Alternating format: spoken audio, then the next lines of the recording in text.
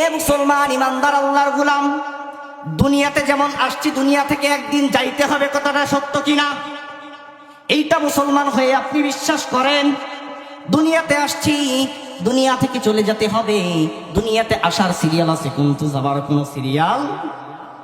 দুনিয়াতে আমার দাদাই প্রথমে আসছে, তারপর আমার বাবা আসছে, তারপর আমি দুনিয়াতে আসছি। কিন্তু বাজান রে, এই দুনিয়া থেকে চলে যাব এটার কোনো কিন্তু সিরিয়াল নাই। আজকে আপনার বাবা দুনিয়াতে বেঁচে আছে, আপনার দাদা নাই। বাবা আছে তো সন্তান নাই, সন্তান আছে দাদা নাই, বাবা আছে তো সন্তান নাই। এমনও কিন্তু ঘটনা হয় রে বাজান, কারণ আপনাদের চোখের সামনে হওয়া ঘটনা। আমাদের এলাকার সন্তান গুফার ভাই কিছুদিন আগেই কিন্তু ইন্তেকাল করছে। বাবা এখনো আছে, তার থেকে বড় বড় মুরব্বীরা এখন পর্যন্ত দুনিয়াতে আছে। কিন্তু বাজান, হায়াতের দুনিয়ার কোনো বিশ্বাস নাই।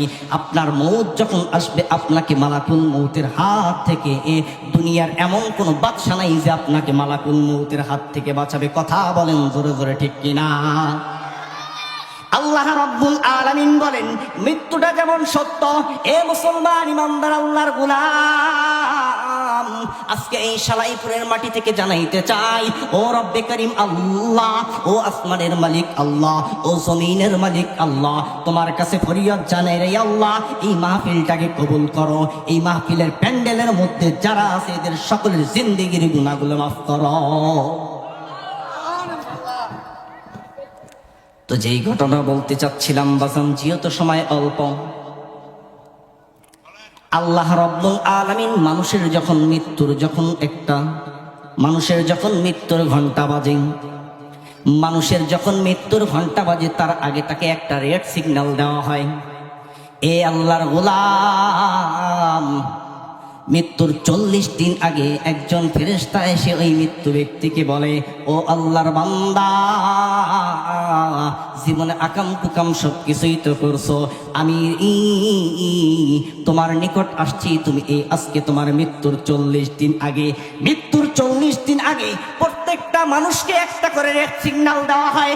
এ আল্লাহর বান্দা, তোকে দুনিয়া থেকে চলে যেতে হবে, তোর মাত্র আর 40 দিন সময় আছে, তুই আর দুনিয়াতে থাকতে পারবে না। এই দেখবেন বাজান, যখন মানুষ মৃত্যুবরণ করে 40 দিন আগ থেকে তার হাঁটন চলন ফেরন সবকিছু, তার কথাবার্তার সাইজ চেঞ্জ হয়ে যায়। কিন্তু বাজান, সে তো নিজে জানতেছে না সে তো মরে যাবে। কিন্তু বাজান রে, মৃত্যুর 40 দিন আগ পর্যন্ত প্রত্যেক দিন মালাকুল মউত তার সঙ্গে একবার এসে সাক্ষাৎ করে, ও আল্লাহর বান্দা, তুই আল্লাহর কাছে মাফসারে বান্দা, তোর আল্লাহর কাছে মাফসা, সারা জীবন গুনাহের কাজ করছিস, আল্লাহর কাছে মাফসা, আল্লাহর কাছে মাফসা। কিন্তু বান্দা যখন বুঝতেই পারে না, একরকম এইরকম করে যখন 38 দিন 37 দিন হয়ে যায়, মৃত্যুর 3 দিন আগ পর্যন্ত মালাকুল মউত ওই বান্দার কাছে 3বার করে আসে। কয়বার? মালাকুল মউত ওই বান্দার কাছে 3বার করে আসে। আর এই বান্দার তখন মৃত্যুর ঘন্টা বেজে গেছে, ওর অন্তরের মধ্যে কড়া নাড়তেছে। সে তখন দেখবেন বুঝতে পারে যে আমি দুনিয়া থেকে চলে যাব। কিন্তু বাজান, মানুষকে তো এটা বুঝতে দেয় না, মানুষ কিন্তু বুঝতে পারে না। দেখবেন মানুষ যখন মৃত্যুবরণ করবে, তার 2-3 দিন আগ থেকে অনেক কিছুই বলে, আমার বাড়িতে বিয়ে হবে, আমার বাড়িতে এই রকম অনুষ্ঠান হবে, এই রকম কথা কিন্তু অনেক মানুষই বলে থাকে বাজান। এ বাজান, এই ঘটনা সত্য।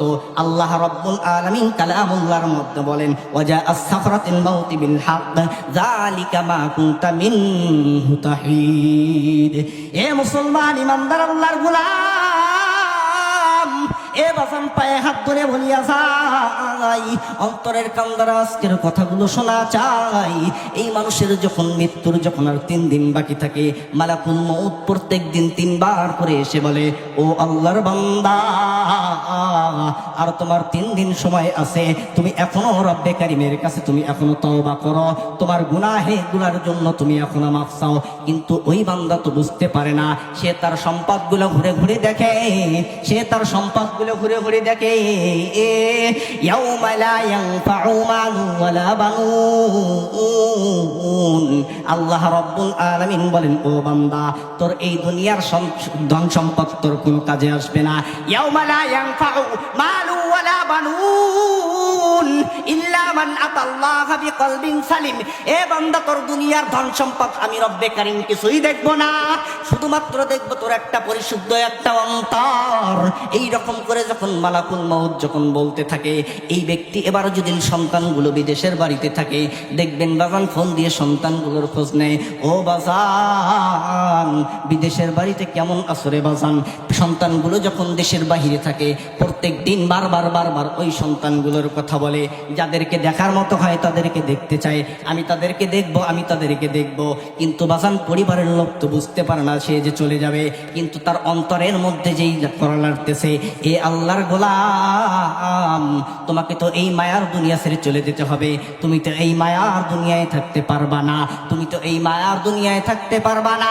এই জন্য কবি বলেন, মউত জিস দিন আ গই দুনিয়া কি হালত ক্যা হুই, रूह तन से उड़ गई मुर्दा की हालत क्या हुई, जब मलाकुल मौत आवेगे तुम्हारे सामने, फिर तुम्हें फुर्सत न मिलेगी लब हिलाने के लिए।